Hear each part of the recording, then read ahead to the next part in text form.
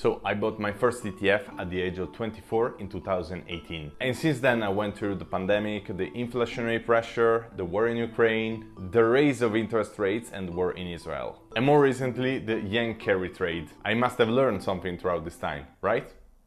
Right? Well, if not, at least you can learn from my mistakes. And today we're gonna talk just about that. Hi guys, my name is Giuseppe and I'm a finance graduate, former financial analyst and money nerd. And today I wanna share with you the infinite wisdom I accumulated throughout 6 years of ETF investing and all the stupid things I made so far. So let's get started. First thing, keep it simple, stupid. If I could travel back in time and talk with my younger self, the first thing that I will tell him is buy Bitcoin. And besides that, well, keep it simple, stupid. You have to understand one thing about investing. Even professionals suck at this. Several studies shown that the vast majority of money managers cannot outperform the S&P 500. So dear my younger self, what makes you think that you will be able to? If you cannot beat the market, the simplest solution is just become the market by buying an ETF that follows the entire market. So no need to have a complex life by studying financial statements and do stock picking and stuff like that. Just buy an ETF and you're good to go. And you know where you can buy it? Well, on Lightyear. It is an amazing and simple platform that allows you to buy ETF with zero trading execution fee. And you can use the code PEPPE to get $10 of free shares. How cool is that? But please remember that your capital is at risk because investment can go up and down in value. On top of beating the market being practically impossible for the retail investor, there is also another thing that you have to consider. Let's assume that you're even capable of beating the market by a wide margin, such as 5%, risk adjusted. Let's say that you also have a decent chunk of money to invest, something like €500,000. Let's also say that you're spending 40 hours a week analyzing stocks and financial statements to pick the winning horses, meaning that you're basically doing this as a full-time job. So this means that by assuming these very unlikely conditions, you're getting a full-time job for €25,000 per year before taxes, over what you can make by simply buying and holding an ETF. Point is that even if you're a great investor, think that you're probably not. You need a massive scale of capital just to make it worth. For 99% of people, it would be better to develop a skill set and selling that on the market to make more money. Not convinced yet? When it comes to investing, there are two concepts that you have to keep in your mind. And these are the concepts of expected growth and expected savings. Let's say that you have €100,000 of investable assets and you expect these to grow by 8% in the next year, so by €8,000. But let's also say that at the same time you're capable of saving €20,000 per year. What does this mean? Basically, the growth of your investment expected is €8,000, while you are contributing to this investment by €20,000. So your ability to generate savings is 2.5 times the expected growth of your assets. Now, if your expected saving is bigger than your expected growth, there is no reason to complicate further your investment strategy, because you can increase your nest egg more by working than you can do by investing. And this is probably going to stay true for a long time, because your career develops and so does your ability to save capital. If the expected growth is equal or bigger than the expected saving, it means that a significant amount of your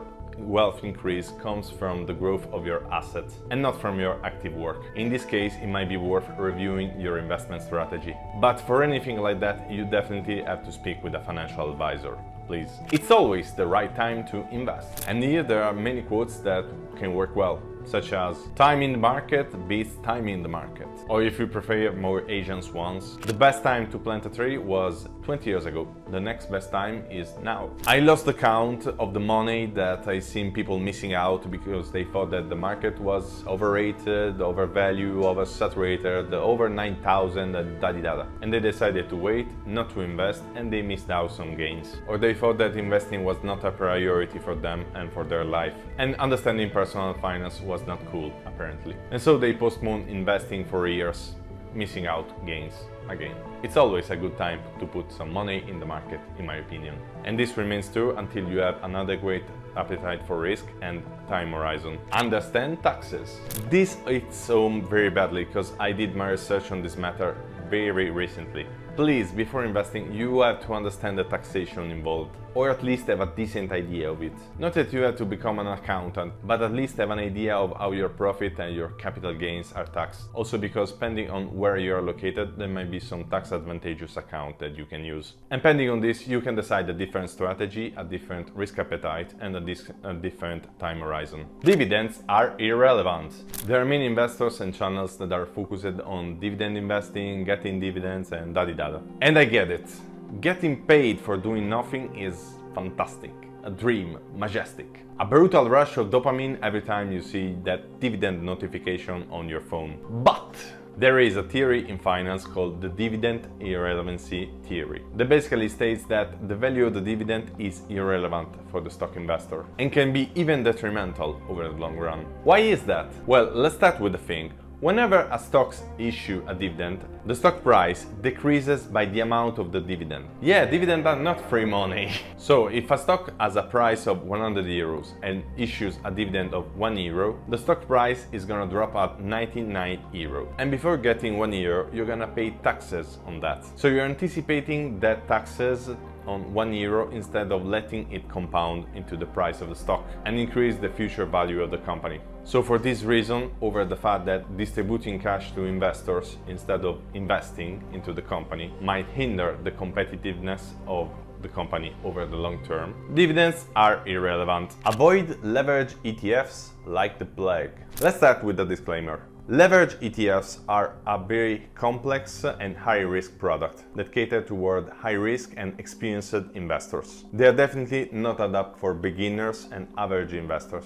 And here's why. Many people look at leverage ETFs such as the TQQQ that has the same return of the Nasdaq QQQ, but multiplied by 3 times. And they think, I'll just hold and get rich. Well, it does not work that way, because as we said, the TQQQ multiplies the return of the Nasdaq by 3 times. What does this mean? So if the Nasdaq goes up by 5% in a day, it's gonna go up by 15%, and vice versa. But it does so even if it goes down, and it resets every day, because it multiplies the returns, not the variation in price. So let's say that the Nasdaq goes down by 10% and now it's at 90% of its initial value. Now you need to make 11% to come back at your initial value. With the TQQQ, this effect would be multiplied by 3 times, decreasing the value of your position by 30%. Now you're at 70% of your initial value, meaning that you need a 42% return just to come back at your initial position. And 42% divided by 3 is 14%, meaning that the Nasdaq needs a movement of 14% to recover its initial value. Same movement but amplified. In the normal case, we have that the Nasdaq needs 11% to recover. In the multiplied case, we need 14% to recover. So leverage is great when you are in a bull market, but holding leverage can dig your grave during bad periods. So avoid that. Again, the simpler, the better. And finally, be patient. Patience is key whenever investing with ETFs. Do not forget that. Your time horizon must always be at least 10 years whenever buying these instruments. That is also why you need an emergency fund on the side. You really do not want to be caught by unforeseen expenses when the market is down and being forced to sell at a loss. So guys, as always, thank you for watching. I hope you liked the video, and so please leave a like and subscribe. And you might also be interested in understanding more how to start investing. And you can find it here. Bye!